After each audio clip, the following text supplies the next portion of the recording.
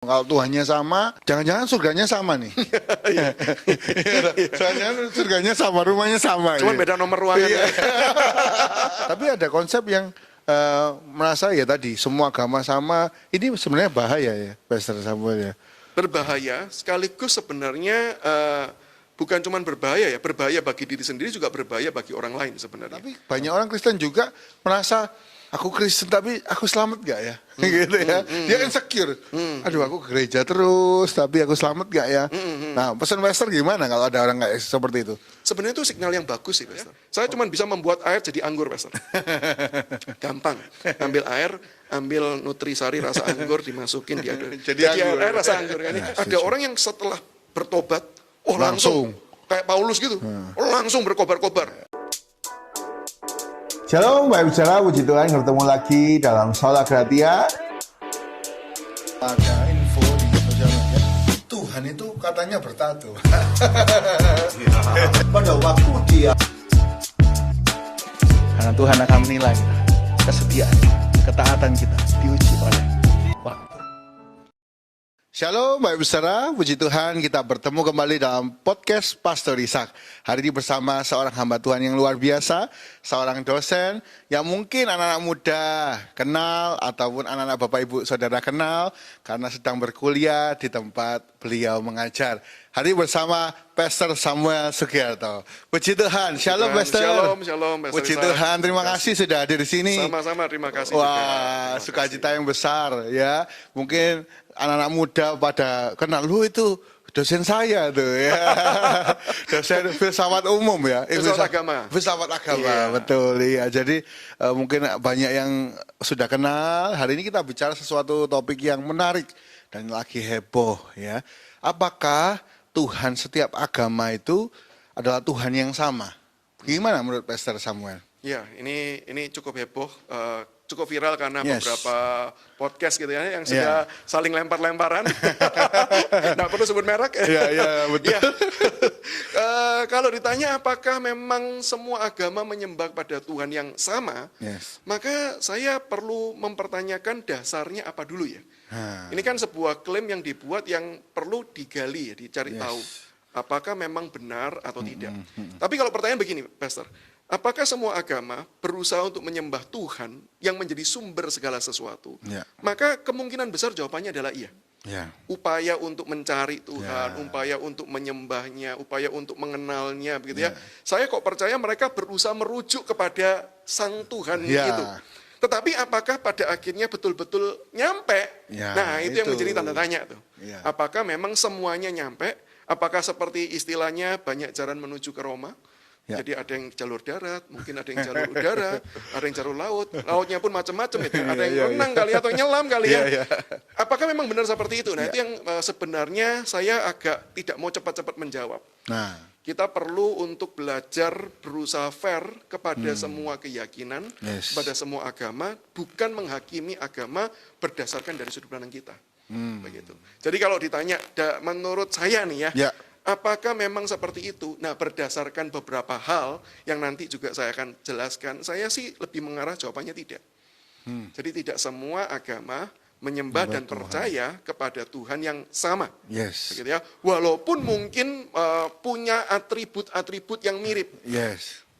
Cuman ada satu. Ya. Itu kan seringkali dikatakan, Ya. cuman ada satu. Berarti kalau kita menyembah dia ya pasti ke dia dong Ya, ya. Itu kan betul. satu gitu ya. Atau seringkali berkata bahwa dia yang menciptakan alam semesta. Agama A percaya dia pencipta alam semesta, agama B percaya di alam Yes. semesta. Berarti dia adalah pribadi yang sama. Ya. Belum tentu. Belum tentu. Sama seperti misalnya ada banyak orang yang namanya Samuel kan, Pastor. Kan bukan cuma saya Iya, doang. iya, iya. Seingat saya di Petra itu saya sendiri punya banyak rekan yang namanya Samuel. Dan seingat saya beberapa atau semua ya bahkan rasanya sih beberapa ya itu berkacamata. Oh. Jadi kalau Pastor ke Petra Iya, tanya, iya. tolong saya mau ketemu Pak Samuel. Ya. Yang mana Pak? Yang pakai kacamata? Belum tentu ketemunya saya. Belum tentu. Belum Bisa tentu, jadi ya. ketemunya dosen Yang yang lain yang lain. betul-betul namanya juga Samuel Sama. dan juga betul-betul berkacamata. Yes. Jadi atribut umum tidak bisa kemudian digunakan sebagai dasar kita untuk berkata bahwa semuanya ini merujuk kepada Tuhan yang sama tersebut. Ya. Begitu. Kita perlu mencari yang lebih dalam. Nah. Apa sih yang diajarkan oleh masing-masing keyakinan? masing-masing agama terkait dengan konsep Tuhannya tersebut. Apakah memang semua menceritakan hal yang sama atau tidak? Yes. Kalau semua menceritakan hal yang sama, detailnya semua sampai detail. Misalnya contoh, Samuel, kacamata, tampan. Ini muji diri sendiri. Misalnya gitu ya. Beristri, anaknya 2 putri, rumah di Kendang Sari gitu ya. Kemudian sempat sekolah di Seminari Alkitab Asia Tenggara. Semakin detail atributnya dan semua sama, baru kita bisa berkata, oh berarti sama. Sama, betul. Tapi ada kemungkinan yang kedua sih, Pastor, yaitu bahwa bisa jadi berbeda-beda, tetapi tidak saling bertentangan satu dengan yang lain. Nah. Contoh, misalnya Pastor kan pertama kali berjumpa dengan saya nih Yes. Jadi cuman taunya ya secara umum aja. Ya, mungkin betul. diceritain sama Pak Nathan gitu ya. Oh, Ya. Pastor Samuel itu begini. Betul.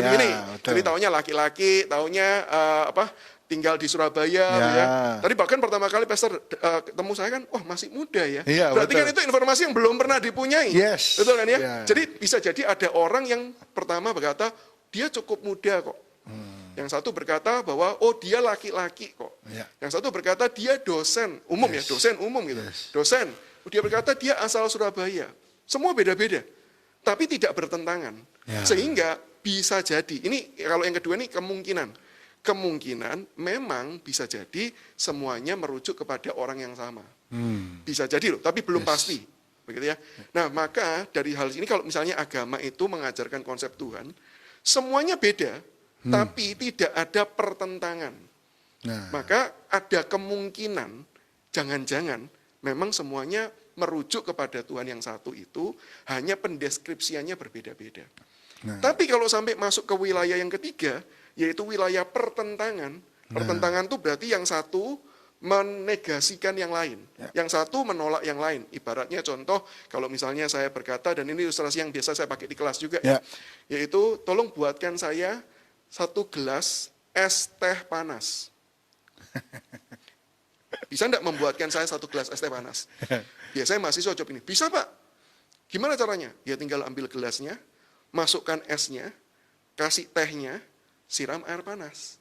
Apakah dengan cara seperti itu hasilnya adalah es teh panas? Jawabannya enggak. Jawabannya bergantung. Bergantung apa? Esnya lebih banyak enggak daripada air panasnya. Betul. Kalau esnya lebih banyak, air panasnya masih sudah enggak terlalu panas, enggak nggak terlalu panas. mendidih, ya jadinya lebih cenderung teh yang biasa. Enggak panas tapi enggak dingin. Kalau air panasnya mendidih, esnya sedikit, bisa jadi teh hangat. Gimana caranya jadi es teh panas? Nggak mungkin. Karena es itu berarti dingin, berarti istilahnya adalah tidak ada panas.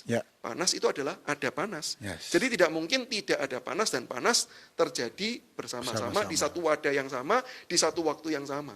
Nah, dengan dasar ini maka ketika ada pertentangan di dalam agama-agama yang diceritakan oleh agama-agama tersebut, maka dari situlah kita harus menyimpulkan bahwa tidak semuanya sama. Tidak semuanya sama-sama benar. Apalagi kalau masuk wilayah pertentangan, berarti harus ada yang benar, harus ada yang salah. Kalau saya berkata sama pastor nih, saya ini manusia. Sekaligus saya berkata, saya bukan manusia.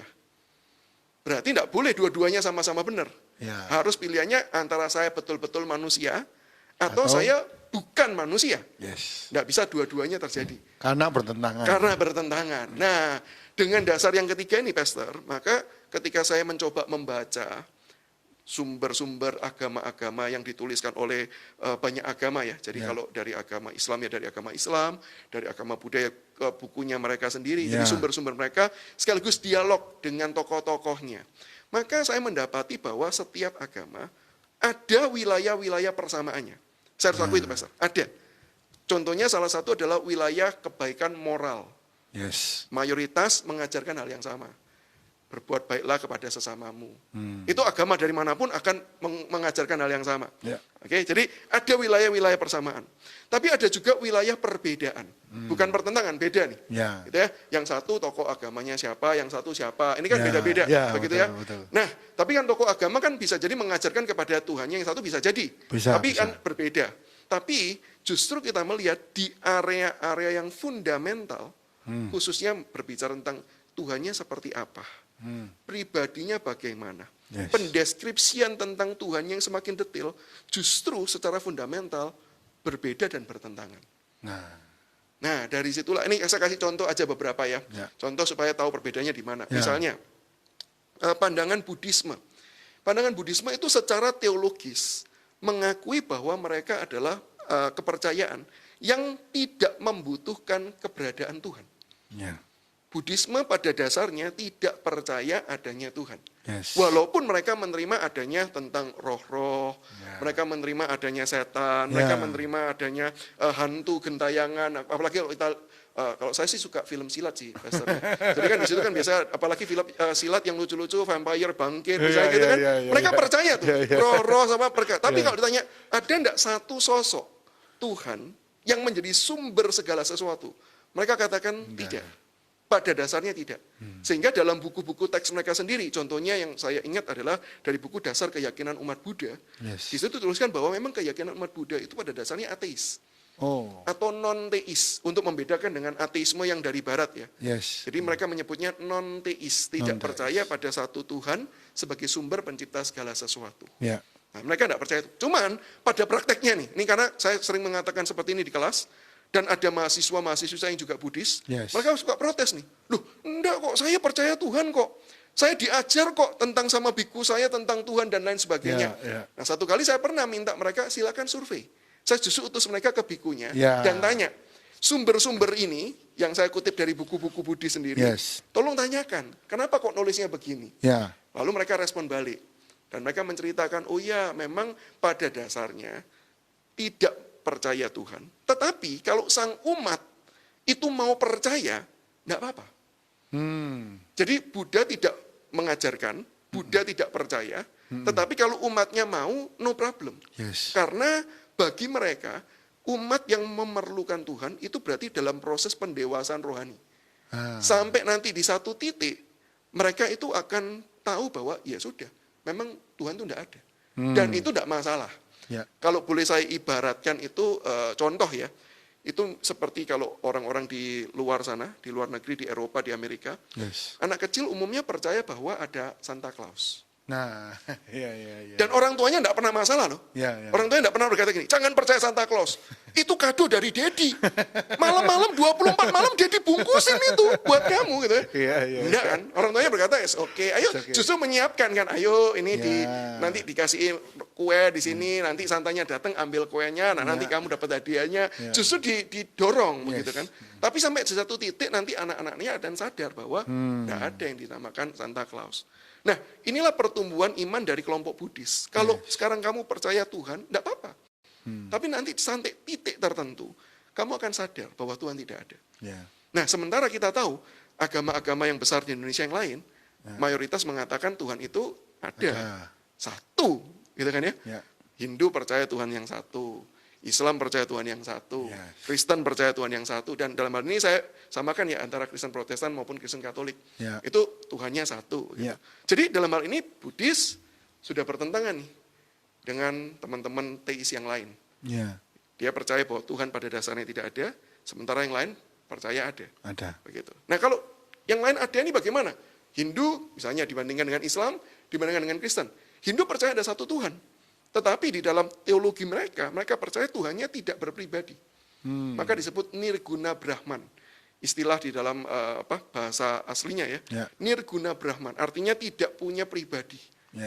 Dan pribadi-pribadi itu cuma perwujudan. Supaya manusia yang terbatas ini bisa mengenal dan bisa menyembah dia. Itu cuma proyeksinya saja. Maka biasanya dari Nirguna Brahman, supaya bisa dikenali menjadi Saguna Brahman, yang punya pribadi. Satu ada, tapi tidak berpribadi.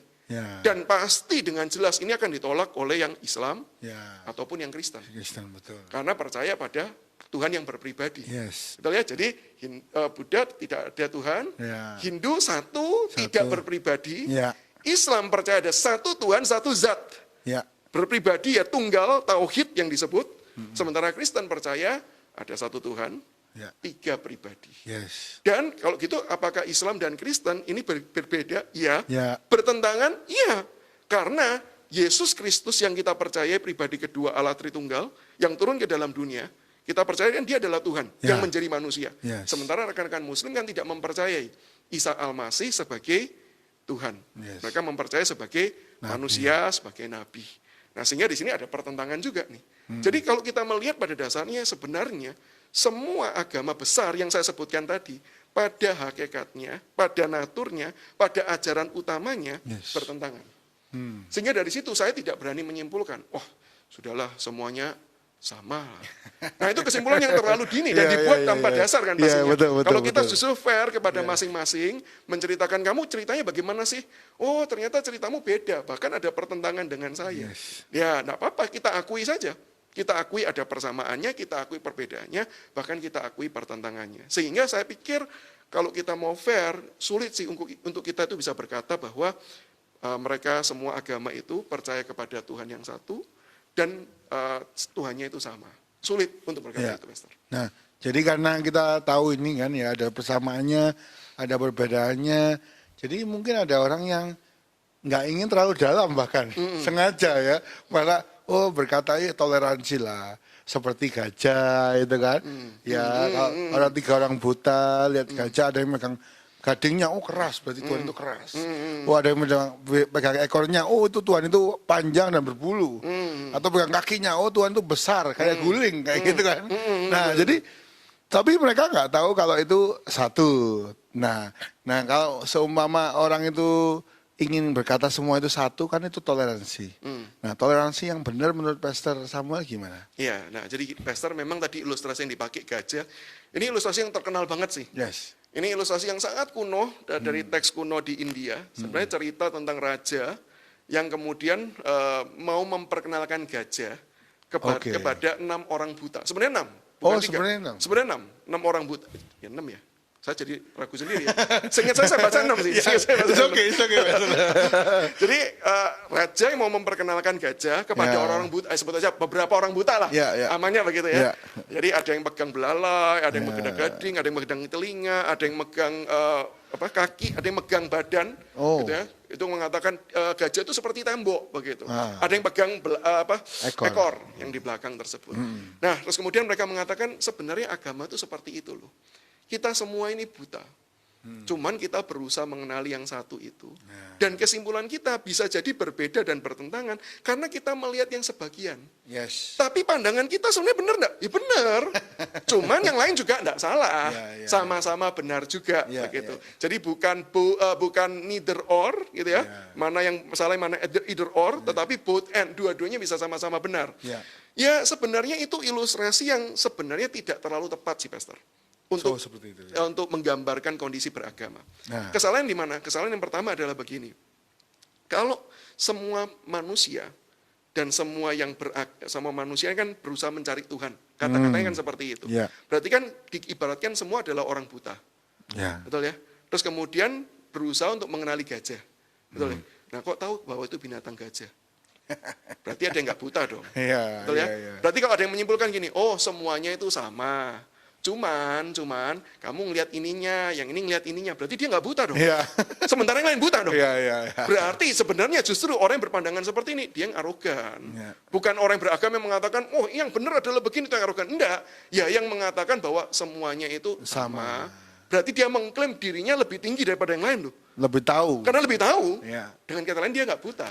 Dan mengatakan agama lain atau pemeluk agama lain atau tokoh agama lain adalah orang yang buta. Nah jadi itu satu yang pertama ya. Lalu yang kedua adalah begini, Pastor. Ketika orang buta, dan itu diceritakan sebenarnya adalah orang buta sejak lahir. Orang buta sejak lahir ya. Ketika dia adalah orang buta sejak lahir, jadi ketika ditanya gajah itu seperti apa? Maka di dalam benaknya dia yang tidak pernah melihat sama sekali, ya nggak muncul apa-apa dong ya. Ibarat kalau kita ditanya sesuatu hal yang kita nggak pernah lihat, ya nggak muncul gambaran apa-apa. Sehingga ketika tanya gini, oke, bayangkan gajah, nggak tahu ya, nggak tahu. Oke, sekarang tenang, saya ajak kamu berjumpa dengan gajah. Lalu kemudian dia diajak mendekat, seperti ceritanya, kemudian dia meraba kan, tadi gading gitu, pegang gadingnya. Oh, ternyata gajah itu keras. Nah, perhatikan statement ini. Ternyata gajah itu keras. Seperti tombak, cuman dia meliuk. Sekarang saya tanya, statementnya dia itu benar atau salah? Perhatikan, kalimatnya kan dia begini. Ternyata gajah itu seperti tombak, keras, meliuk. Dia bukan mengatakan sebagian gajah loh. Ya. Klaim tadi kan kata gini, oh iya pandanganmu benar, karena kamu melihat cuma sebagiannya. Ya. Di dalam benak si orang Ya. buta sejak lahir, ketika Itu dia pegang, ya itu semuanya tentang gajah. Sehingga kalau tanya statementnya dia benar atau salah? Salah. Ya salah. Gajah tidak seperti tombak. Gajah tidak seperti pohon. Gajah tidak seperti tembok. Gajah tidak seperti tali. Itu semua statement yang salah. Ya. Sebenarnya ilustrasi itu jauh lebih tepat kalau kemudian kita simpulkan. Semua agama salah. Oke. Kesimpulan dari cerita itu satu. Sebenarnya semua agama salah. Salah. Dan sebenarnya itu lebih masuk akal, Pastor. Karena bisa enggak sih kejadiannya semua agama itu salah? Bisa. Ya bisa aja. Berarti siapa yang benar? Ya ateis yang benar. Bisa jadi kan gitu loh.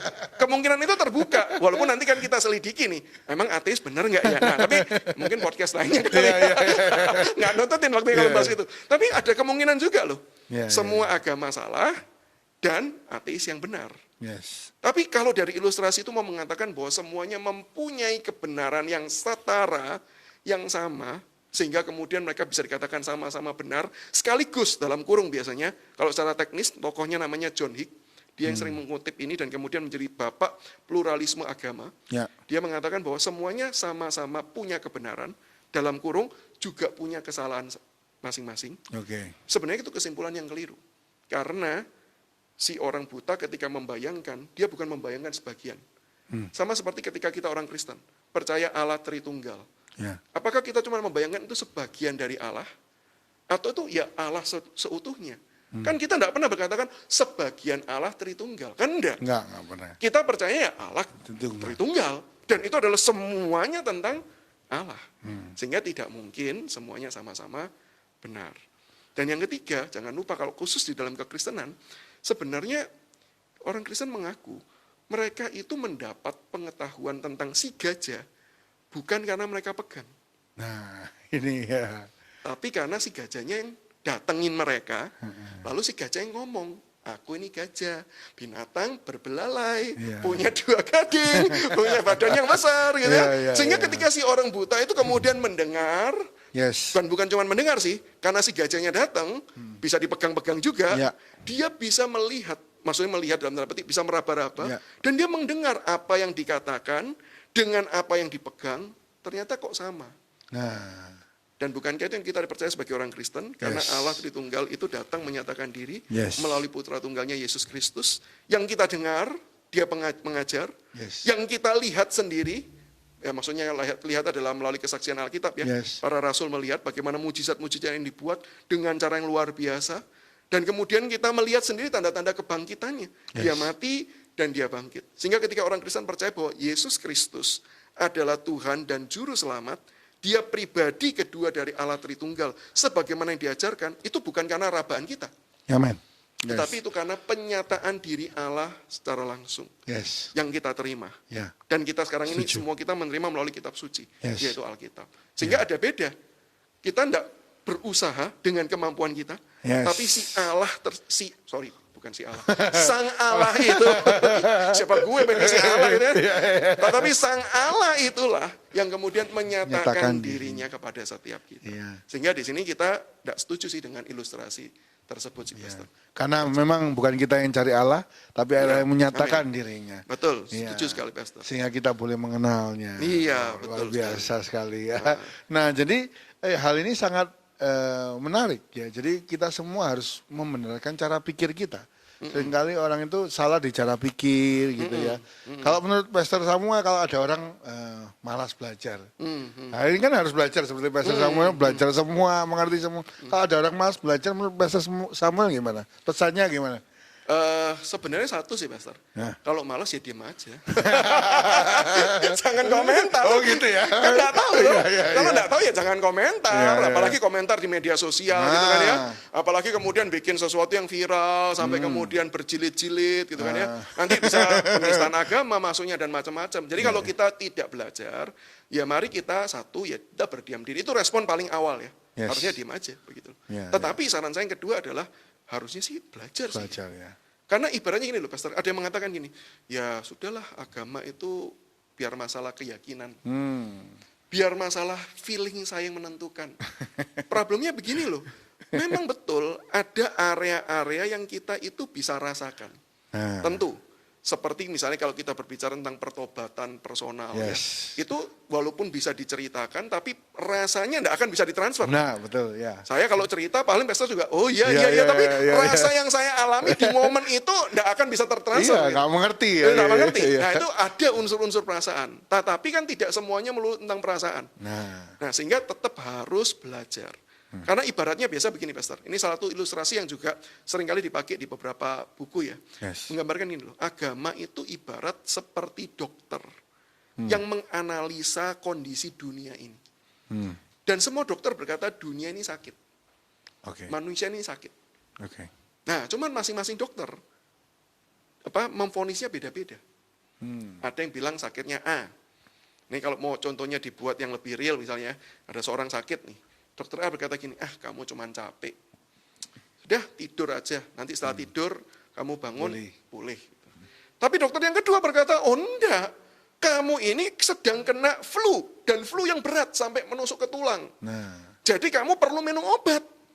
Dan ini obatnya. Betul sih, istirahat bisa. Tapi tanpa obat, kamu tidak akan sembuh. Jadi butuh obat. Begitu. Tapi dokter yang lain berkata gini, kamu ini bukan flu. Kamu ini kanker. Mau dikasih obat berapa banyak, kamu juga nggak sembuh. Harus di kemo, harus dioperasi. Ada yang berkata bahwa, oh kamu bukan kanker lagi, kamu COVID. Kamu harus masuk isolasi. Sekarang kalau kita jadi orang itu nih, kita kan si manusia, agama A berkata ini, B berkata ini, C berkata ini, D berkata ini. Bisa nggak kita berkata gini, feeling saya ya, saya kok suka sama dokter A ya. Kenapa? Paling enak. Cuma tinggal baringan. Grup rebahan paling suka nih sama dokter A nih. Kenapa? Tinggal rebahan selesai. Paling cocok ya. Penyakit sudah hilang. Tapi kan tidak bisa begitu. Iya, betul. Kita harus cari nih loh. Kalau semuanya beda-beda. Bahkan ada pertentangan. Obatnya kan tidak bisa saling menyembuhkan. Kalau pakai obat B akan menyembuhkan D kan tidak bisa. Semua obat berbeda-beda. Maka pertanyaannya yang mana yang harus saya minum? Apakah minum semua itu akan menyembuhkan saya? Enggak juga. Tetapi mencari yang tepat, itulah yang penting. Maka sebenarnya sih harusnya belajar sih. Karena itu terkait dengan hidup kita ya. Hidup yang kita sekarang jalani, tetapi bukan cuma sekarang, nanti setelah kematian pun juga akan kita jalani kembali. Jadi ini jangka yang sangat amat panjang sekali. Perlu dipikirkan secara serius, perlu digumulkan dengan baik-baik. Terima kasih Pastor Samuel. Ini semoga semua yang mendengar hari ini terbuka pikirannya. Mungkin ada yang menutup diri, ada yang ya udahlah jalan gini aja.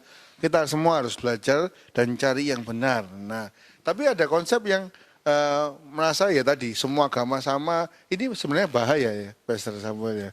Berbahaya sekaligus sebenarnya bukan cuma berbahaya ya, berbahaya bagi diri sendiri juga berbahaya bagi orang lain sebenarnya. Karena dia tidak fair kepada agama lain, tanpa menyelidiki yang seksama, tanpa belajar, tanpa bertanya, tanpa berdiskusi gitu ya. Terus kemudian menghakimi, yang penting sama. Berarti sebenarnya dia sedang merendahkan bagi saya agama yang lain.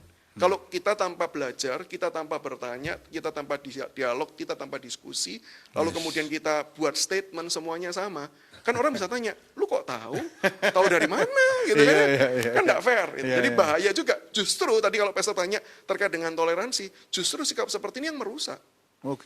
Justru sikap seperti ini yang membuat toleransi itu tidak terbangun. Kesannya ya kalau kita berkata gini, oh semua sama. Kesannya kita bisa berkata, ya sudahlah enggak usah bertengkar. Sebenarnya dengan kita berkata sama, itu justru orang itu akan menghakimi yang lain. Dan orang yang tersebut, orang yang punya agama keyakinan tersebut akan merasa terendahkan. Ini contoh nih ya, misalnya contoh nih. Ada seorang nih yang agamanya sebut non-Kristen lah, apapun lah. Gitu ya. Lalu berkata kepada saya, oh agamamu sama dengan agama saya. Terus saya tanya, kamu percaya Yesus Tuhan enggak? Terus saya bilang gini, maksudnya Tuhan bagaimana? Ya dia Tuhan pencipta sumber segala sesuatu. Dan dia datang dalam menjadi manusia, dia adalah Tuhan dan manusia sekaligus. Dia mati dan dia bangkit, dia naik ke surga, Roh Kudus diturunkan. Kamu percaya enggak? Oh enggak percaya, tapi kita sama. Lah berarti samanya di mana? Gitu kan? Berarti saya merasa kayak dihakimi loh. Seolah-olah kayak agamamu nggak penting. Itu loh, kesannya seperti itu jadinya. Agamamu, keyakinanmu, doktrinmu, dogmamu nggak penting. Yang penting terimalah ucapan saya, semuanya sama. Relasi semakin rusak. Justru kalau kita mau membangun toleransi, namanya toleransi, itu berarti harus ada dua hal yang berbeda. Oke. Dan dua hal yang berbeda ini sama-sama tahu ini berbeda. Nah. Dan tahu sama-sama tidak bisa dipersatukan. Ya. Dengan kesadaran itu baru kemudian mulai menjalin toleransi yang artinya adalah saya menghargai kamu. Ya. Saya menerima pribadimu meskipun tidak menerima pandanganmu. Ya. Itu toleransi. Betul. Tapi Setuju. kalau semuanya sudah disamakan, ya tidak perlu toleransi lagi kan Ya. sebenarnya. Ya. Dan merusak toleransi karena merendahkan agama yang lain dan menganggap dirinya yang paling benar. Bahwa ya pokoknya kalau kamu percaya punya dogma yang bertentangan dengan yang lain, sudah diem saja, tutupin saja. Iya, betul. Yang benar punya saya, kamu Seperti diem itu, saja. iya. Itu saya semakin merasa, loh, ini keyakinan saya kok kamu kok menghakimi? Siapa lo gitu kan? Iya, Gitu kan? iya. Gimana sih ini gitu Iya, kan? gitu. Jadi justru saya percaya bahwa dengan sikap seperti ini merusak toleransi. Oke. Mari kita membuka perbedaan. Tidak apa-apa kok berbeda. Ya. Asalkan ketika kita meresponi perbedaan, nah yang penting itu meresponnya sih, Pastor. Oke. Ada orang yang meresponi perbedaan dengan membenci. Nah, ya jelas ini merusak. Ya. Bukan karena perbedaannya, tapi karena kebenciannya. Ya. Mari kita tunjukkan perbedaan kita. Mari kita saling belajar. Mari kita saling melihat. Mari kita saling mempengaruhi. Kalau saya di kampus juga sering mengatakan itu. Mari kita tuh membuka perbedaan kita. Dan mari kita memberikan pengaruh. Nah. Tujuannya apa? Ya kalau kamu memang percaya punyamu yang benar, agama apapun ya, ya kan harusnya kamu pingin toh, yang lain juga Ikut. mendengar Ya. dan ikut mempercaya apa yang kamu yakini. Kalau kamu percaya punyamu benar, Yes. mari kita saling mempengaruhi. Mempengaruhi loh ya, bukan memaksa. Ya, Jadi itu cuma beda, mempengaruhi itu aja, beda. gitu. Memberikan influence Ya, ya, melalui ya. perbuatan, melalui sharing kita, cerita gitu. Yes, yes. Jadi di Petra pun misalnya ada yang non Kristen misalnya di kelas gitu ya, dia mau cerita, Pastor kalau misalnya dia kalau di Petra manggilnya Bapak sih ya, Pak, kalau keyakinan saya itu begini Pak, it's okay, Ya. nggak apa-apa. Karena itu memang yang seharusnya terjadi. Kalau kamu meyakini kamu benar, ya nyatakan dan pengaruhilah. Jadi saling memberikan pengaruh tersebut. Sekaligus melalui perbuatan aksi, saling mengasihi, Ya. saling menghormati. Ya. Nah, itu yang saya pikir, ya kalau kita melakukan itu, perbedaan ataupun pertentangan ada pun, it's okay sih. Nggak ada masalah. Yes, yes. Gitu. Jadi sering ya, Pastor, kalau di kelas itu banyak beda-beda pendapat, sering ya, Pastor? Kalau dikatakan sering enggak juga sih Enggak ya. juga ya. Karena satu memang kan mayoritas Kristen Katolik ya, mayoritas itu. Tapi yang kedua juga mayoritas enggak semua orang yang beragama pernah belajar agama secara serius. Oke, I see. Umumnya kan hanya dari Iya, tradisi. iya, iya. Contohnya, kenapa kamu Kristen? Waduh, kurang tahu ya. Karena dari kakek nenek saya sudah Kristen Iya, ya. iya, iya, iya. Apalagi ada yang juga begini loh, Pastor. Kenapa kamu Kristen? Pak, jangankan Bapak tanya saya Kristen. Kakek nenek saya pendeta. Papa mama saya pendeta. Terus saya tanya, lah kenapa kamu di sini? Kamu domba tersesat gitu. Jadi ada orang yang cuma berdasarkan tradisi. Ya. Jadi ketika mereka dibukakan wawasan seperti ini, mereka jadi, oh baru tahu ya. Dan kami justru mendorong, kamu pulanglah, belajarilah agamamu, tanyalah kepada tokoh agamamu, tekunilah. Ya. Supaya ketika kamu mempercayai sesuatu, itu bukan sekedar tradisi. Yes. Sungguh-sungguh kalau memang kamu percaya itu kebenaran, ya yakinilah. Dan carilah tahu apakah memang itu kebenaran atau bukan. Jadi tidak asal percaya. Ya. Sebagian yang tahu cenderung memang tidak berani berbicara kali ya. Karena sudah sudah diindoktrinasi kalau isu agama ini isu sensitif. Ya, betul. Begitu kamu singgung, nanti yang lain merasa tersungking gitu ya. Nah, kamu pulangnya enggak ke rumah, kamu pulangnya ke Makobrimob gitu kan ya. Kamu masuk penjara. Gitu. Jadi merasa kayak sudah saya enggak, walaupun saya tahu tapi saya diam-diam saja. Ya. Walaupun ada kelompok kecil yang memang mereka tahu dan mereka berani untuk menyatakan pendapat begitu. Oke, luar biasa sekali. Jadi pengalaman yang luar biasa, Pastor ya. Iya. Mengajar itu ya. Mengajar berjumpa dengan banyak orang itu memang menyegarkan sih. Iya. Tapi itu cenderung nggak monoton ya. Jadi ada lika-likunya ya. Betul. Ada lika-likunya. Kadang-kadang betul-betul yang kelompok yang sangat berani menyatakan pendapat lebih banyak itu juga ada. Begitu. Macam-macam sih. Setiap zaman punya orangnya sendiri-sendiri. Iya. Gitu. Wah, luar biasa. Pernah nggak menemukan ada orang percaya Yesus sebagai Tuhan dan Juru Selamat, tapi dia nggak bisa untuk converse agamanya. Jadi mungkin dia ada beban, ada batasan, Pernah ya, Pastor ya? Pernah, tapi bukan di kasus di UK Petra ya. Ya, di lain. Di tempat lain, di pelayanan yang saya lakukan keliling begitu ya, seminar, jadi berjumpa dengan orang-orang semacam ini, yang dia mengaku dengan jujur bahwa secara KTP agamanya masih non-Kristen. Ya. Tapi dia berkata, dalam hati saya sudah menyembah Yesus Kristus, dalam hati saya berdoa, kalaupun saya melakukan ritual, ya di dalam wujud luarnya saya sama dengan yang lain, Ya. tapi dalam hati saya sebenarnya yang saya sembah adalah Yesus Kristus. Nah. Karena memang ada ketakutan-ketakutan tertentu, Yes. bahkan ada orang-orang tertentu yang memang sudah mendapat ancaman. Nah. Kalau kamu berani menyatakan perubahan imanmu, konsekuensinya mahal. Ya. Begitu. Nah, menurut Pastor kalau seperti itu kan cenderung kayak iya nggak kurang berbuah. Istilahnya kan kita kan kayak kurang berbuah, kurang menyatakan diri. Kira-kira menurut Pastor itu selamat apa tidak, Pastor? Iya. Jadi kalau ditanya selamat atau tidak, saya percaya bahwa keselamatan itu anugerah Tuhan. Yes. Ketika seseorang itu gagal menyatakan imannya, bukan berarti anugerah Tuhan yang gagal. Karena Tuhan tidak pernah gagal. Amin. Ya, Amin. Tuhan selalu berhasil menyatakan kehendaknya dengan caranya dia, dengan waktunya dia. Sehingga kalau tanya keselamatannya hilang atau tidak, ya saya katakan kalau dia memang sudah sungguh-sungguh ditebus oleh Yesus Kristus, menerima anugerah tersebut, dan memang dalam hatinya dia pernah percaya, maka saya percaya keselamatan itu tetap. Ya. Meskipun tadi yang seperti Pastor katakan, Yes. ada hal yang hilang dalam hidupnya dia. Ya. Dan itu yang diakui sebenarnya Pastor. Orang-orang yang saya jumpai tadi, Ya. ketika dia menyembunyikan identitas imannya, mereka mengakui dengan jujur kok bahwa ada something yang missing di dalam hidupnya.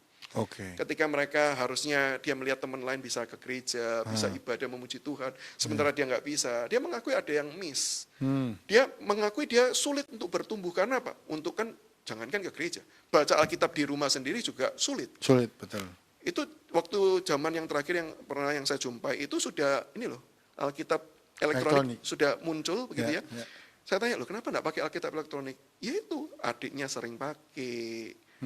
Nah kalau ada aplikasi itu, Ya. wah keker ini satu rumah ini, Ya, bisa ya. jadi masalah Ya, ini. ya, ya. Jadi dia, saya tanya, terus kamu baca Alkitab di mana?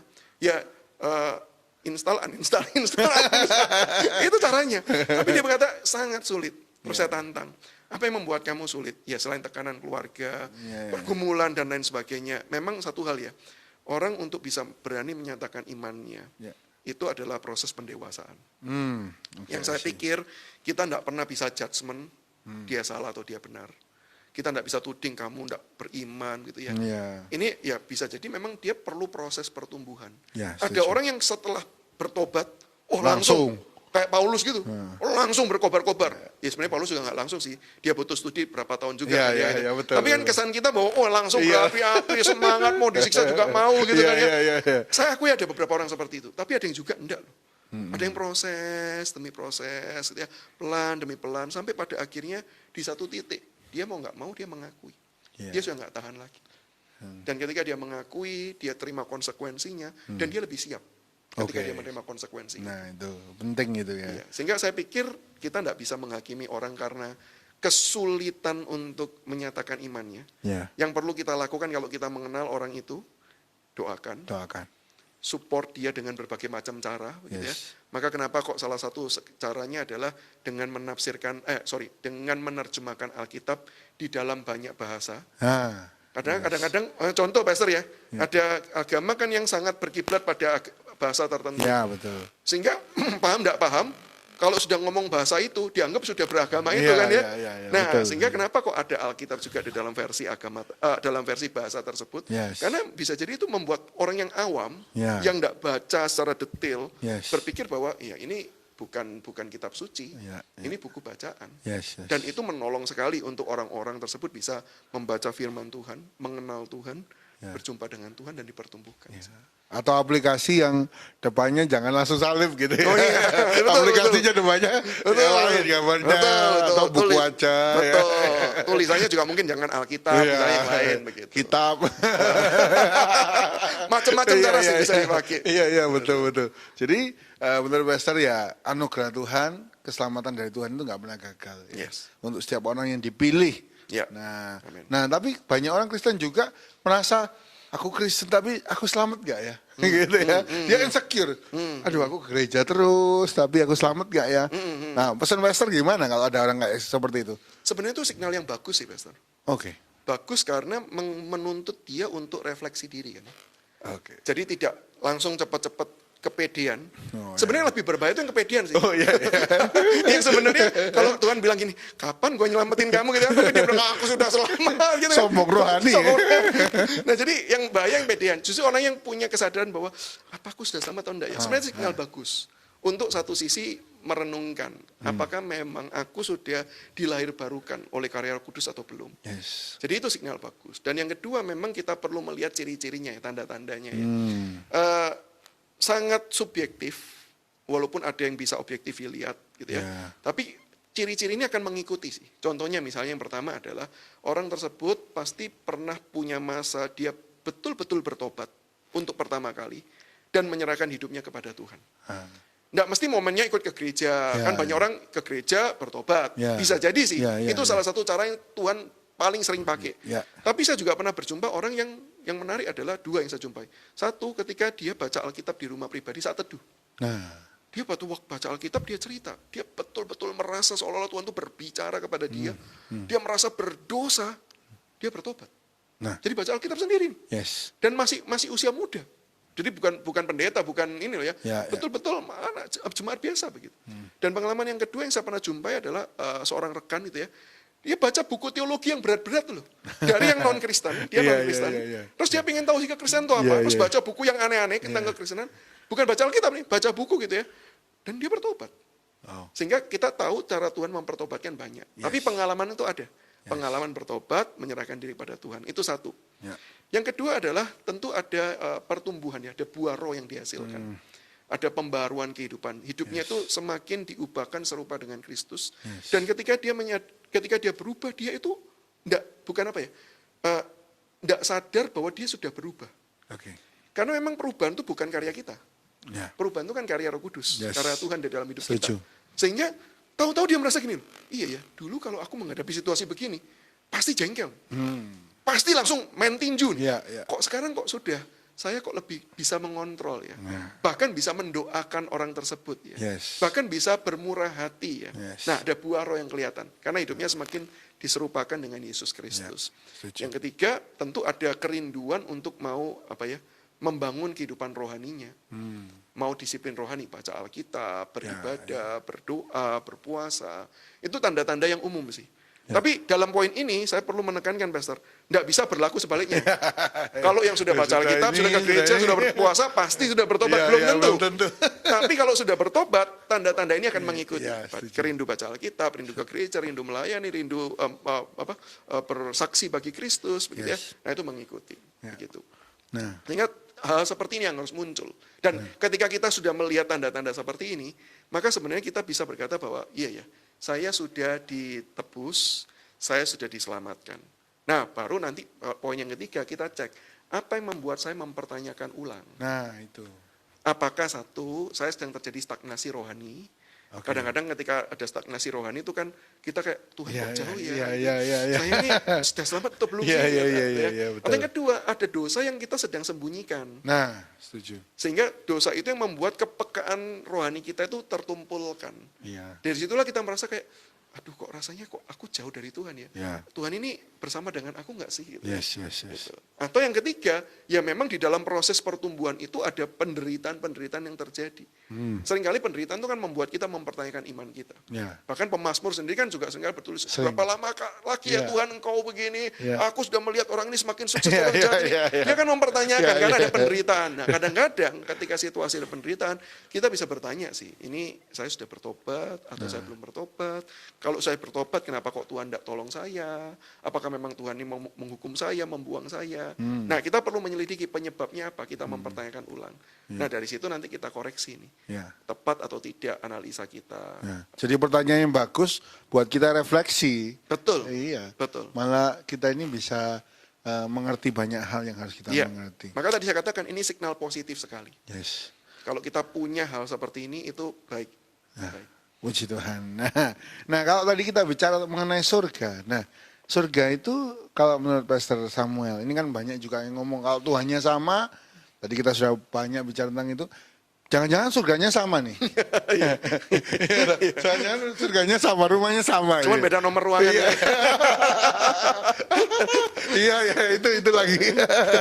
Iya, jangan-jangan surganya sama, ruangannya aja beda, rumahnya sama gitu. Menurut Pastor gimana, Pastor? Iya. Kita perlu melihat ya. Saya langsung ngomong spesifik ke Kristen aja deh. Yes. Nanti dari Kristen kita tahu kalau kamu punya konsep yang beda dengan Kristen, berarti berbeda dan bertentangan, beda. berarti ya beda dong ya. Ya. Nggak bisa bilang nih satu rumah beda kamar gitu kan ya. Nah kalau Kristen mengajarkan bahwa surga itu satu penekanan di dalam Alkitab, itu adalah pada relasi dengan Allah. Oke. Surga tidak melulu berbicara tentang tempat. Jadi kalau ada orang Kristen yang punya konsep bahwa surga itu sebuah tempat yang nanti kalau aku mati aku ke sana, sebenarnya itu adalah konsep yang miss. Yes. Memang betul ada tempat surga itu, yaitu bersama-sama dengan Tuhan. Tetapi ajaran Alkitab tentang surga itu terkait dengan relasi. Oke. Yaitu hidup kita yang kemudian semakin mengasihi Tuhan, hidup kita di dalam Dia, itulah surga. Maka Yesus di dalam Yohanes 17 kan mengatakan bahwa hidup yang kekal itu adalah mengenal aku, mengenal Tuhan, dan kemudian percaya kepada Yesus Kristus. Maka di dalam hal ini kita melihat bahwa surga itu bicara soal relasi. Saya percaya ketika hari ini orang Kristen sudah memiliki relasi dengan Tuhan, bertumbuh di dalam relasinya, sebenarnya dia sudah merasakan surga. Cuman belum di dalam kepenuhannya. Karena masih ada batasan fisik kita, masih bisa jatuh dalam dosa, gitu kan ya. Sehingga belum tentu relasi kita juga langsung lancar gitu kan. Kadang-kadang kan signalnya bisa lost gitu ya. Kayak tadi saya kesini tiba-tiba pakai GPS, signalnya hilang. Terus GPS-nya mati gitu ya. Jadi saya sudah belok gitu ya, ke Mulyosari gitu ya. Ini masih di ITS gitu loh. Duh, kok udah jalan ini kan ya. Kadang-kadang kan kita sebagai orang Kristen bisa seperti itu juga gitu kan ya. Nah, jadi di dalam hal ini kita perlu sih untuk kemudian mencoba mengevaluasi, melihat begitu. Nah, sehingga surganya orang Kristen itu bicara soal relasi. Percaya pada Yesus, hidup di dalam Dia.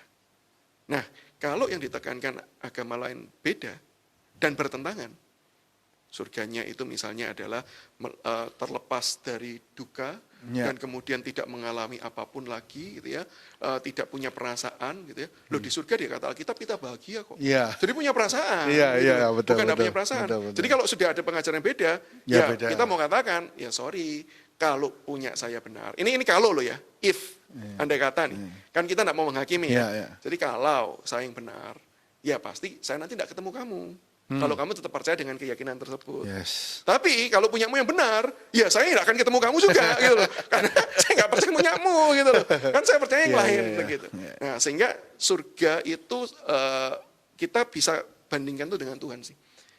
Kan dia melekat ya. Jadi kalau kita percaya Tuhan dalam kekristenan, kita percaya konsep surga dalam kekristenan, ya pasti jalan satu-satunya hanyalah di dalam kekristenan, di dalam Yesus Kristus itu. Sehingga enggak ada sih ketemu nanti di sana begitu ya. Terus kemudian ternyata sebelah. Tahu gitu, waktu di dunia nggak usah kita tengkar-tengkar. Gak usah banyak ngajak-ngajak, ketemu juga. Ternyata ketemu juga gitu ya. Cuman mungkin rumahmu sama rumahku bagus rumahku. Cuma beda. Semakin ngawur imajinasinya. Iya. Jadi tempat yang berbeda karena dari dasar yang kita baca juga itu berbeda. Dan harusnya memang fokusnya pada relasi kepada Tuhan. Kekristenan ya. Ya, memang ada banyak hal ya. Kalau kita cuma fokus sama surganya, nggak fokus sama Tuhannya juga salah gitu kan ya. Salah banget. Yang penting aku masuk surga, gimana pun caranya. Emang surga bisa dibobol. Kayak mencuri tuh ya. Iya, Pastor. Wow, luar biasa sekali. Nah, ini saya mau tanya ini ya. Nah, seringkali kita dengar ada, gereja ini bilang, jangan nyebut nama Yesus. Pakai Yahweh saja. Jangan-jangan nanti kita doa, jangan-jangan orang itu nggak dengar. Allah itu kan harus kita panggil sesuai namanya. Yahweh, Elohim, ada yang Allah, ada yang harus Bapa, kan gitu. Nah, menurut Pastor Samuel, kira-kira kalau nyebutnya seperti itu selamat apa enggak, Pastor? Ya, jadi gini, berkait dengan penyebutan ya. Kalau mau konsisten kepada kata Alkitab, bahkan Yahweh sendiri itu adalah dalam tradisi Yahudi, kata yang terlarang untuk disebut. Jadi kalau itu didengar sama orang Yahudi itu bisa geleng-geleng. Dalam hati mereka, siapa kamu berani menyebut nama itu? Itu terlalu suci sekali. Iya, betul. Bahkan di dalam tradisi mereka ya, untuk menyalin kitab suci perjanjian lama, setiap kali mereka berjumpa dengan itu Kata YHWH itu ya, itu penanya itu ya, satu kali dipakai, lalu dibuang. Mereka akan mandi dari ujung kepala sampai ujung kaki dibersihkan, ganti pakaian, baru melanjutkan. Dan ketemu kata itu lagi, mandi lagi.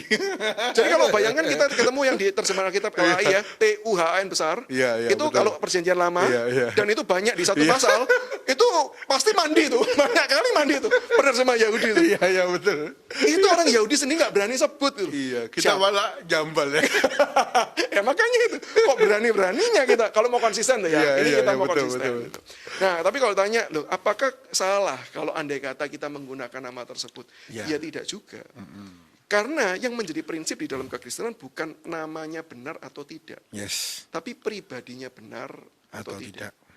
Kalau kita membaca ya di dalam misalnya contoh, di dalam perjanjian lama, sebutlah Abraham. Abraham kenal Yesus nggak sih? Boro-boro kenal Yesus. Kalau kita nanti ketemu di surga ya kita tanya gitu ya, Abraham tolong nanya ya, waktu kamu hidup di dunia itu ya, kamu kenal Yesus Kristus apa enggak? Oh, Yesus yang itu ya? Oh, enggak berani nunjukkan. Yesus yang itu ya? Kalau orang Jawa kan itu. Yang itu ya? Yang pribadi kedua Allah Tritunggal itu ya? Iya, oh ya enggak kenal. Poro-poro kenal. Waktu itu juga saya enggak tahu kok ada seperti itu. Gitu ya. Tapi selamat atau tidak? Bahkan kalau kita merujuk pada ilustrasi yang Yesus gunakan, orang kaya dengan Lazarus, yang di surga kan ada Abraham. Dengan kata lain, Yesus mau berkata, Abraham ada di surga. Padahal dia tidak mengenal Yesusnya nih. Tidak menyebut dalam nama Yesus aku diselamatkan. Enggak nih. Ya, jadi dalam hal ini bukan masalah namanya benar atau tidak.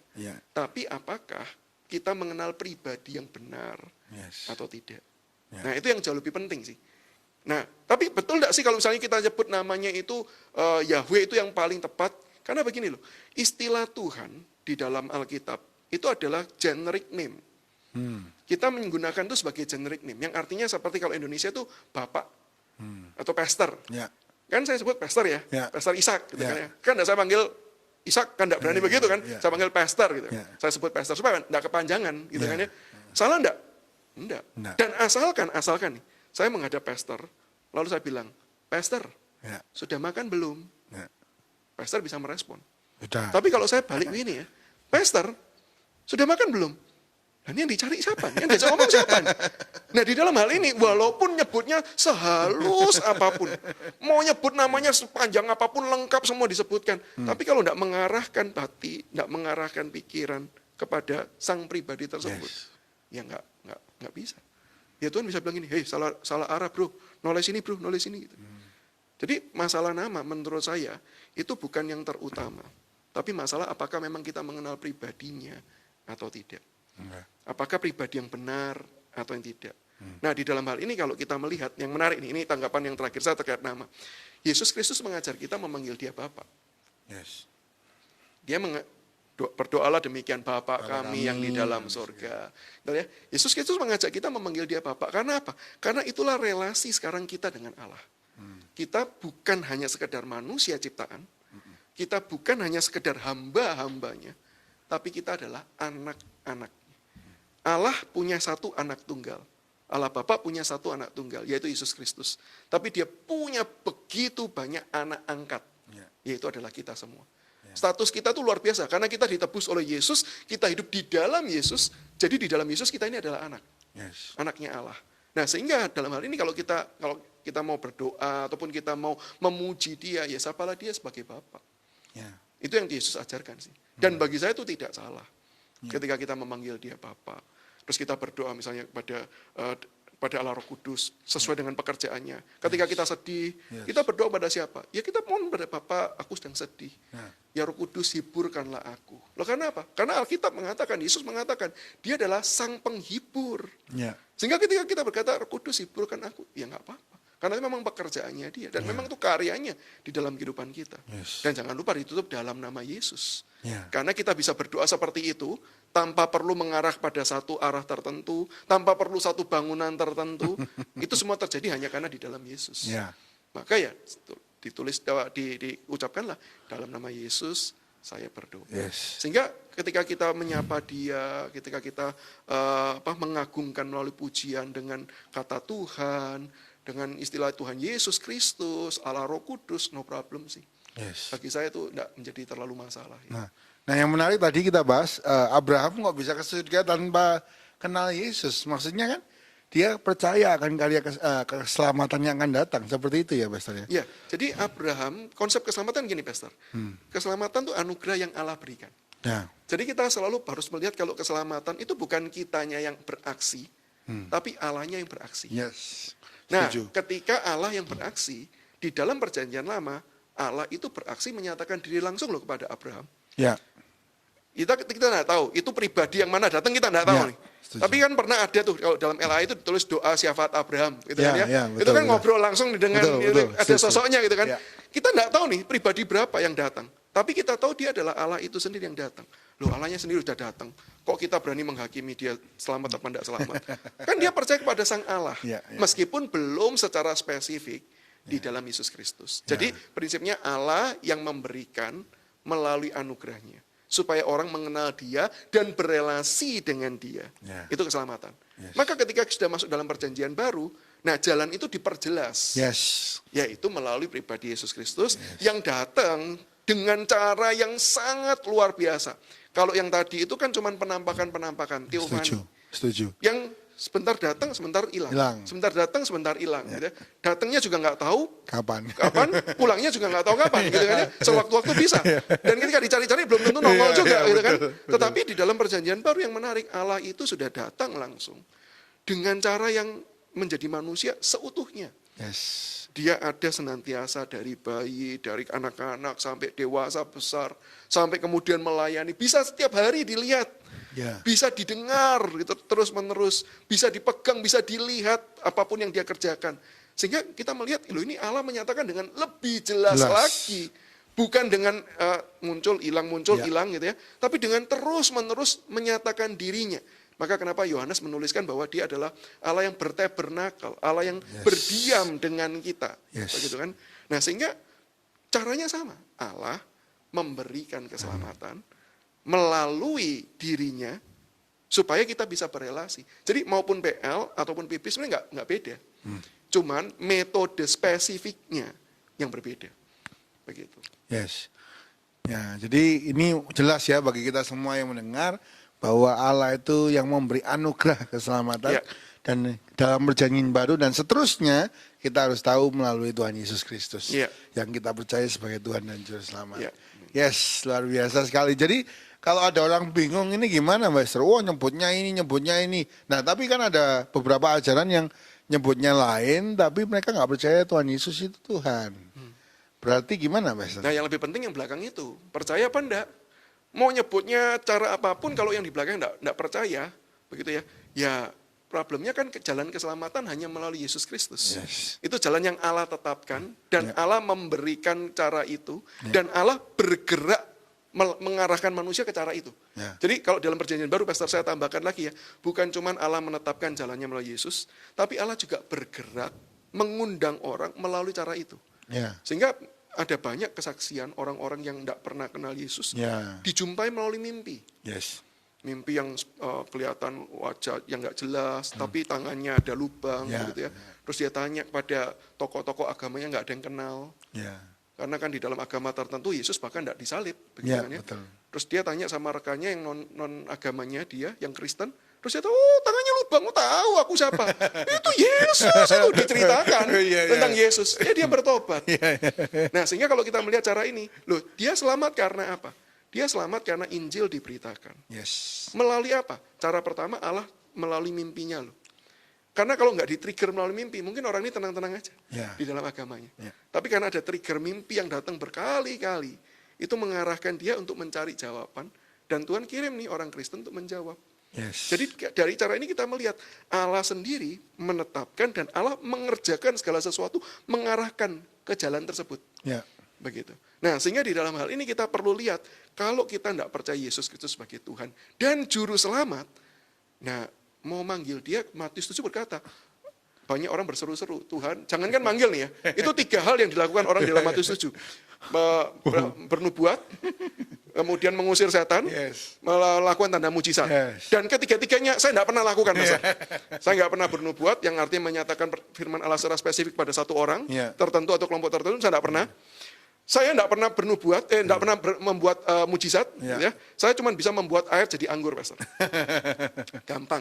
Ambil air, ambil nutrisari rasa anggur, dimasukin dia. Jadi air rasa anggur. Kan? Saya nggak pernah bisa membuat mujizat apapun. Dan banyak orang Kristen tidak mau mengusir setan, tapi takut sama setan. Ini mengusir setan. Ini 3 karya ajaib. Ini juga bukan perkara manggil lagi. Ini 3-tiganya perkara ajaib yang dilakukan. Tuhan berkata, aku tidak mengenal kamu. Jadi bukan masalah namanya apa sih, tapi masalah kita kenal atau tidak. Kita pernah berjumpa secara pribadi atau tidak dengan pribadi yang menyatakan diri kepada kita tersebut. Dan ketika kita kenal pribadinya, maka saya yakin dan percaya pertumbuhan pengenalan kita akan namanya apa, itu ditumbuhkan belakangan. Jadi kalau ada nih teolog nih ya, teolog itu berarti akademisi yang belajar sampai PhD, memang betul-betul menekuni gitu ya. Mau berdebat soal namanya saya tidak masalah.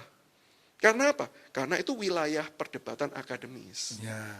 Tetapi kalau bicara masalah relasi dan keselamatan, saya kok percaya bukan masalah nyebut namanya benar atau tidak, tapi mengenal pribadi yang benar atau yang tidak. Itu yang menentukan. Yaitu Yesus Kristus. Yesus Kristus itu. Yes, luar biasa sekali, Pastor. Nah, kalau Pastor disuruh rapid question nih, lebih mudah mana? Menjelaskan orang tentang Tuhan, apa menjelaskan tentang surga? Menjelaskan orang tentang Tuhan atau tentang surga ya? Dua-duanya nggak ada yang mudah. Ini orang yang jebakan nih. Dua-duanya sulit ya? Dua-duanya sulit, karena dua-duanya punya konsep yang abstrak, dua-duanya. Tuhan itu kan konsep yang abstrak juga. Surga juga konsep yang abstrak. Bahkan Alkitab pun ketika menggambarkan surga kan cuma simbol saja.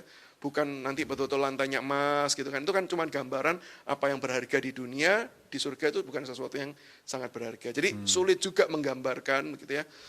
Lalu yang kedua, dua-duanya belum pernah saya jumpai secara langsung, secara personal. Saya belum pernah ketemu Tuhan, Tuhan bilang gini, hei saya Tuhan Samuel, belum pernah gitu ya. Dan saya tidak berdoa begitu sih gitu ya. Tidak pengen yang seperti itu juga. Dan saya belum pernah diajak tur ke surga ataupun ke neraka, saya juga belum pernah. Jadi saya juga sulit mau menggambarkan. Kecuali saya sudah pernah ketemu nih. Contoh, saya pernah ketemu Pastor Isa, terus saya ditanya ini. Gimana Pastor Ishak? Saya bisa cerita, oh gini, bisa. Lah belum pernah ketemu, gimana Pastor Ishak? Waduh ya saya nggak tahu kan ya. Nah tapi kan kita punya pengalaman-pengalaman dan perkenalan melalui kitab suci. Nah sehingga yang memang kita perlu ceritakan, bukan pribadi Tuhan menurut saya, bukan surga menurut saya, tetapi siapakah Tuhan dan bagaimanakah surga menurut firman Tuhan. Karena firman itu yang kita baca, firman itu yang Tuhan nyatakan buat setiap kita. Nah itu aja yang saya bisa ceritakan. Dan itu banyak batasannya lagi. Budayanya beda, jadi perlu belajar lagi. Terus kemudian perlu setiap orang juga punya pengenalan yang beda-beda. Setiap orang kan bukan tabula rasa yang kosong. Masing-masing punya gambaran surga, masing-masing punya gambaran Tuhan. Yang bisa jadi beda dengan Alkitab. Sehingga ketika diajar juga tidak gampang untuk mau berubah. Jadi sama-sama sulit. Cuman Pastor kalau boleh ditanya, di dalam anugerah Tuhan, dua-duanya bisa dilakukan. Amin. Jadi yang memampukan kita adalah sebenarnya Tuhan. Memampukan kita untuk menjelaskan, sampai orang itu berkata gini, oke, saya paham meskipun saya tidak mau percaya. Jadi cuman knowledge-nya aja yang diubahkan, titik sampai di sana, itu juga anugerah Tuhan. Atau bahkan saya juga pernah punya pengalaman bersaksi, gitu, menceritakan tentang Tuhan, lalu kemudian sampai orang tersebut mau percaya Yesus. Nah, saya juga percaya itu bukan karena sayanya yang bisa, tapi anugerah Tuhan. Buktinya apa? Bukan karena saya. Karena cara yang sama saya pakai pada orang itu, saya pakai orang lain, nggak berhasil kok. Jadi kalau orang itu bertobat bukan karena saya, tapi karena anugerah Tuhan. Jadi jangan takut juga untuk memberitakan, walaupun sulit ya. Tetap sulit sih, nggak ada yang gampang. Tapi dengan anugerah Tuhan. Dengan anugerah Tuhan. Bisa terjadi. Dengan anugerah Tuhan. Yang kedua, rapid question. Senang jadi dosen, lebih happy jadi dosen, apa jadi hamba Tuhan? Pendeta maksudnya. Dua-duanya sih, Pastor. Boleh jawab dua-duanya kan ya? Boleh. Karena nanti kita ulik lagi. Oh iya. Karena dua-duanya nggak saling bertentangan. Jadi bisa jadi dosen sekaligus bisa jadi rohaniwan. Gitu. Karena pelayanan di dosen pun kan juga adalah rohaniwan di dalam bidangnya kan ya. Yes. Gitu. Jadi ya enggak masalah juga sih. Melayani generasi muda apa generasi senior? Nah, kalau itu jawabannya generasi muda. Karena saya masih muda. Oke. Apa sih tantangannya kalau melayani generasi muda? Apa yang sulit? Sekarang ini ya, salah satu kesulitan yang saya rasakan adalah pergerakan perubahan itu sangat cepat. Oke. Yang beda dengan zaman saya dulu, ketika saya itu masih ingat waktu saya masih SD kelas 1 bahkan ya, itu ngobrol dengan kakak sepupu saya yang SMP gitu ya, masih nyambung. Karena filmnya sama, Iya. Power Ranger. Iya. Yang setiap hari Minggu diputarkan dan itu menjadi godaan tuh tidak ke sekolah Minggu kan. Ya, jadi tontonannya masih sama gitu. Nah, begitu sekarang kan beda banget. Tontonan begitu luas, internet begitu banyak. Apa yang saya punya 2 anak yang usianya cuma beda 1,5 tahun. Yes. Itu tontonannya bisa beda. Kesukaannya bisa beda. Dan bisa sama-sama saling tidak suka. Waktu kecil nggak bisa apa-apa, saya nyalakan komputer atau nyalakan TV ya. Mau nggak mau mereka ngikutin saya. Ya. Begitu sekarang ada gitu ya. Wah, TV-nya muterin nggak suka, dia cari TV yang di kamar. Setel sendiri yang lain, gitu kan. Kesukaannya beda banget. Sehingga nggak mudahnya karena perubahan terlalu cepat. Dan untuk kita mengikuti nggak mudah sih. Ya. Dan yang kedua, kita sendiri kan punya kepribadian tertentu. Nah. Kalau dulu tuh orang dipaksa homogen, dipaksa ya. Karena ya ibadah di gereja. Ya. Sebenarnya ke gereja itu kan menghomogenkan atmosfer, Yes. suasana. Yes. Dari yang tidak niat ibadah, datang ke gereja, dibuat ibadahnya seperti apa, jadi niat. Ya. Sekarang kalau kesulitan kita di online kan, di rumahnya, contoh di rumah saya ibadah kan tidak pakai AC. Jadi kita ibadah selalu sama kipas-kipas, Pastor. Dan itu kan beda dengan kalau kita ibadah ada AC, lebih nyaman. Jadi tidak homogen, itu semakin sulit. Dulu kita tuh dipaksa homogen dengan banyak hal. Pilihan terbatas dan lain sebagainya itu membuat kita homogen. Sekarang tuh betul-betul pilihan banyak, kita tuh heterogen.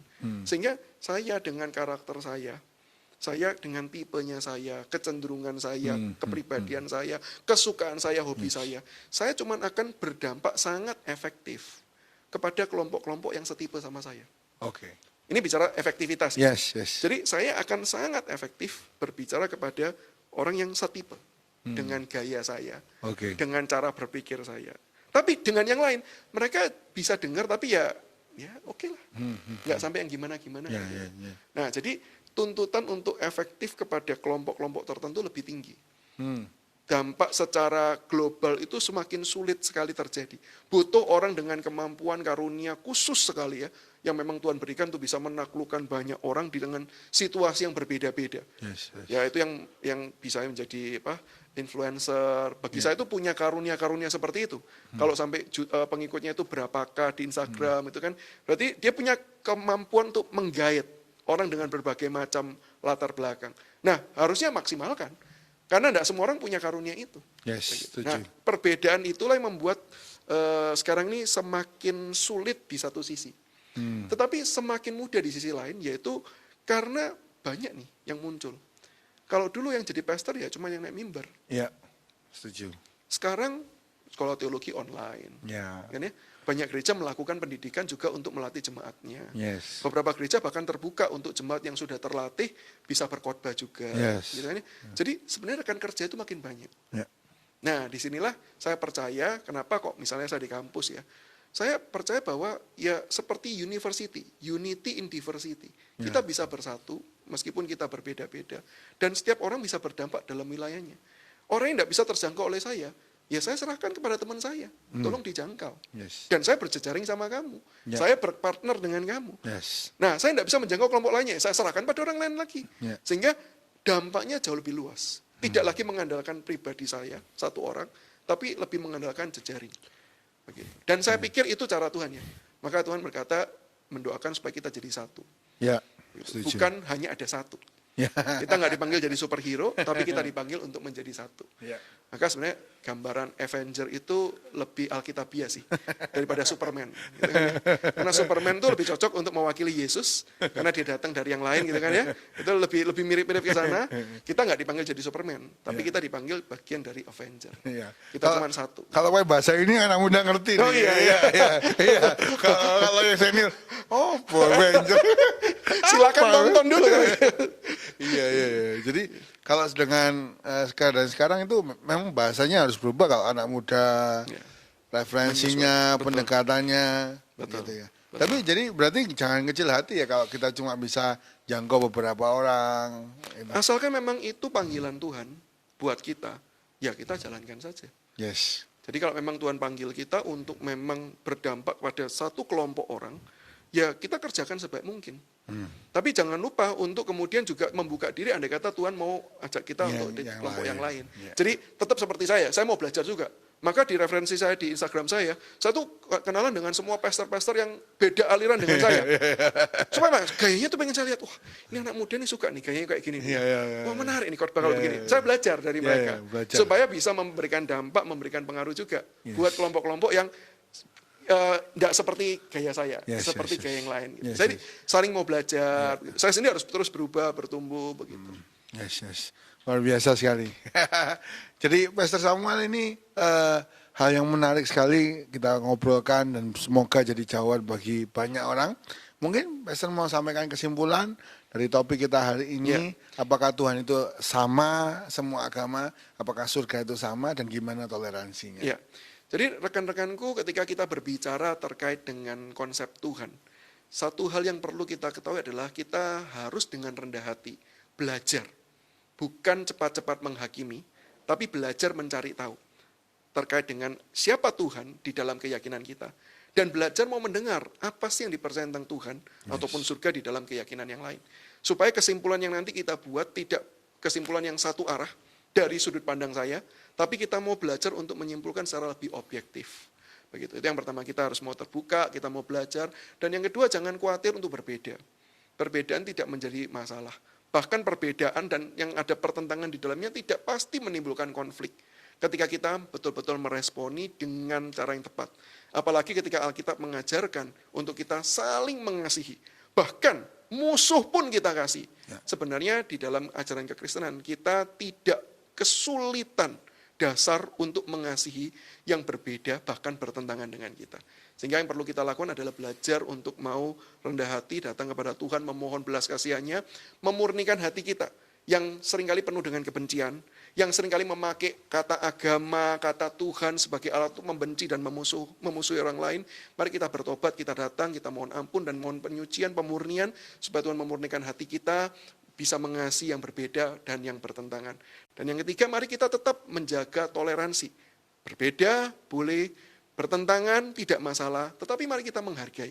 Mari kita memberikan pengaruh kita, ceritakan apa yang kita yakini, dengarkan apa yang diyakini oleh orang lain. Dengan bertukar data, dengan kita men-sharingkan iman kita, percayalah Roh Kudus juga bisa memakai kesaksian yang penuh dengan keterbatasan, menjadi alat untuk bisa menjadi berkat bagi orang lain. Amen. Jadi teruslah bersaksi, teruslah nyatakan iman kita, berbeda, it's okay, tidak masalah, sikapi dengan cara yang dewasa. Kiranya Tuhan memberkati setiap kita. Yes, kiranya Tuhan memberkati kita semua. Mari kita berdoa. Tuhan Yesus, terima kasih kami hari ini boleh berbicara bersama hamba-Mu Pastor Samuel. Biarlah semuanya ini boleh menjadi berkat dan menjadi jawaban bagi banyak orang. Mungkin apa yang belum kami mengerti biarlah dijawab lewat podcast hari ini. Dan biarlah kami juga boleh Tuhan semakin rendah hati di hadapan Tuhan, juga mengasihi sesama kami dan jadi berkat. Terima kasih Tuhan, berkati semua yang mendengar, berkati khususnya hamba-Mu, Pastor Samuel, Tuhan berkati keluarganya, berkati apa yang dikerjakan sebagai dosen menjadi berkat bagi banyak orang, sebagai hamba Tuhan terus Tuhan pakai semakin berkenan kepada Tuhan, keluarganya diberkati, semuanya sehat, semuanya diberkati sukacita dan berbahagia. Terima kasih Tuhan, pertemuan kami dalam kesempatan berikutnya dengan sukacita dan berkat daripada Tuhan. Berkati semua yang telah mendengar hari ini, juga yang telah mendukung, baik lewat like, subscribe, share, maupun ada yang mendukung lewat hal-hal yang lain. Tuhan Engkau memberkati. Di dalam nama Tuhan Yesus kami berdoa dan ucap syukur. Haleluya. Amin. Amin. Puji Tuhan. Kita boleh sama-sama ngobrol. Pastor Samuel, terima kasih banyak. Terima kasih. Ya, juga bagi semua yang mendengar, mungkin ada yang suka, silakan tinggalkan like, juga subscribe untuk semua podcast yang akan datang, yang lebih keren, yang menjadi jawaban. Dan bila semua kalau Bapak Ibu saudara ingin berbagi, silakan klik share ke teman, saudara, supaya bisa mengerti dan supaya diberkati. Sampai ketemu lagi dalam podcast Pastor Ishak. Tuhan Yesus memberkati kita semua. Shalom, Bapak Ibu Saudara, puji Tuhan bertemu lagi dalam Sola Gratia. Ada Tuhan itu katanya bertato. Pada waktu dia Karena Tuhan akan menilai kita, kesetiaan, ketaatan kita diuji oleh